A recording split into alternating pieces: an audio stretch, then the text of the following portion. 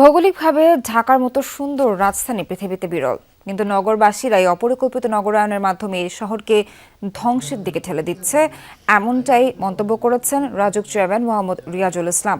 বিকেলে এক মতবিনিময় সভায় তিনি বলেন, ভবন নির্মাণ করলেও প্রয়োজনীয় ফাঁকা রাস্তা রাখতে হবে, যেন দুর্যোগের সময় খুব বেশি ক্ষতির সম্মুখীন না হতে হয়। রাজউক চেয়ারম্যান বলেন, বাড়ি বানানোই শেষ কথা নয়, সব ধরনের নাগরিক সুযোগ সুবিধা সম্পূর্ণ একটি শহর গড়ে তুলতে হবে। রাজউক সকলকে সাথে নিয়ে এই শহরকে বাসযোগ্য করে তুলবে বলে আশা প্রকাশ করেন তিনি।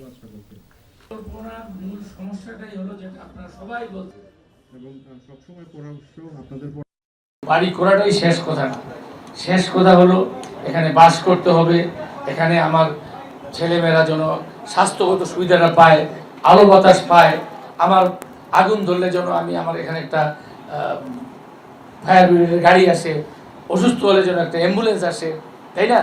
এই জিনিসগুলো কিন্তু আমাদেরকে নিশ্চিত করতে হবে।